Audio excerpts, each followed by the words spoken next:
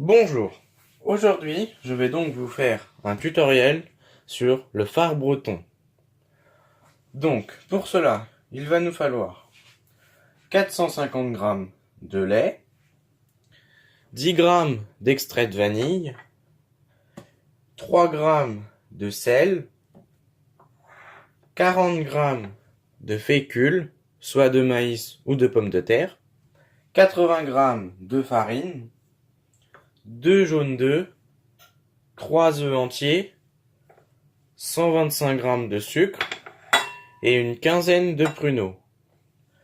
Donc nous allons commencer par verser l'extrait de vanille dans le lait.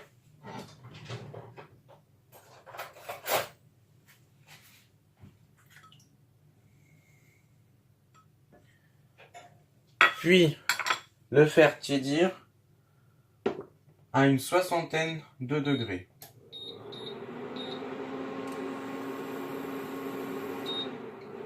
Pendant ce temps-là, nous allons préparer le sucre avec les œufs, donc tant les jaunes que les œufs entiers. Fouetter le mélange jusqu'à ce que ça blanchisse.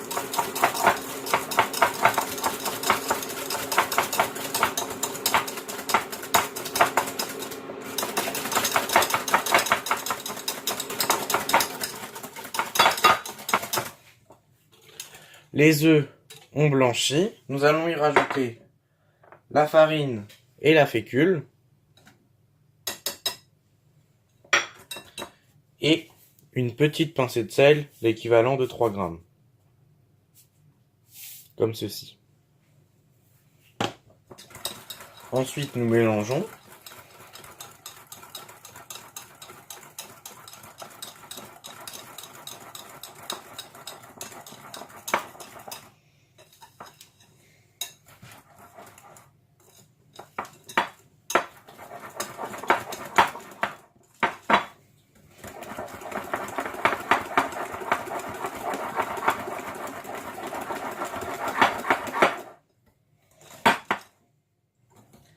L'appareil est maintenant bien lisse. Il n'y a plus de grumeaux, c'est ce qu'il faut, parfait. Le lait est à 60 degrés. Nous allons pouvoir le rajouter dans la préparation.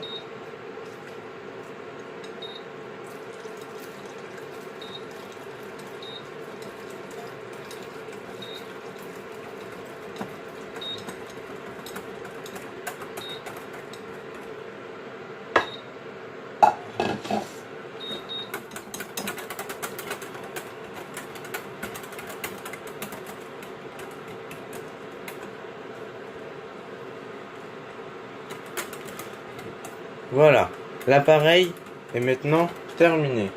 Nous allons maintenant préparer le moule, le beurrer et disposer les pruneaux. Alors, pour beurrer le moule, nous allons faire fondre 20 g de beurre demi-sel, puis à l'aide d'un pinceau, l'appliquer dans un plat, soit en terre, en verre ou en silicone. Le plat doit à peu près faire 24 cm sur 24 cm. Ne surtout pas oublier de beurrer également les côtés.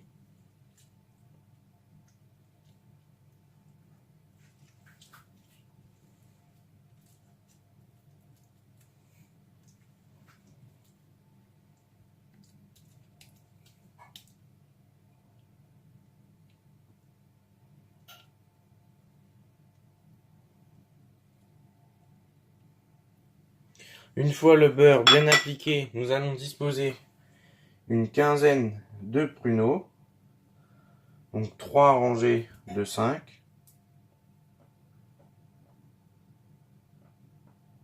comme ceci.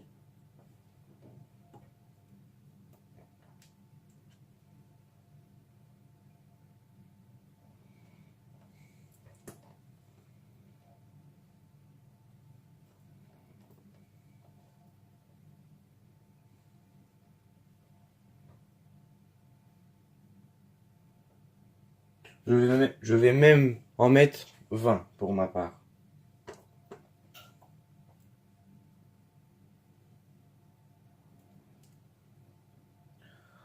Ensuite, nous allons reprendre notre appareil.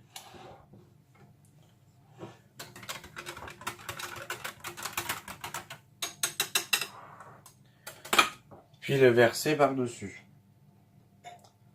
Délicatement pour ne pas faire bouger les pruneaux dans le moule.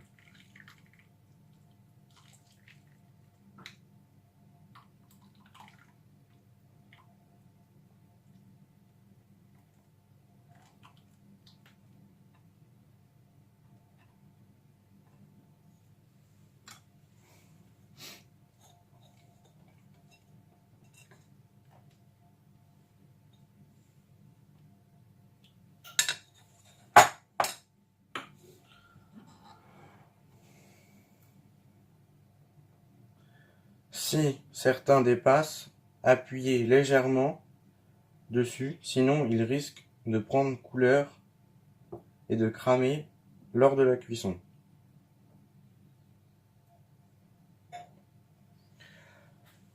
Maintenant, nous allons enfourner pendant 15 minutes dans un four chaud à 240 degrés.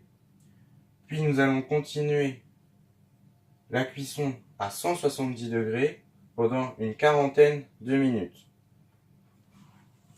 Je vous montrerai le résultat après cuisson.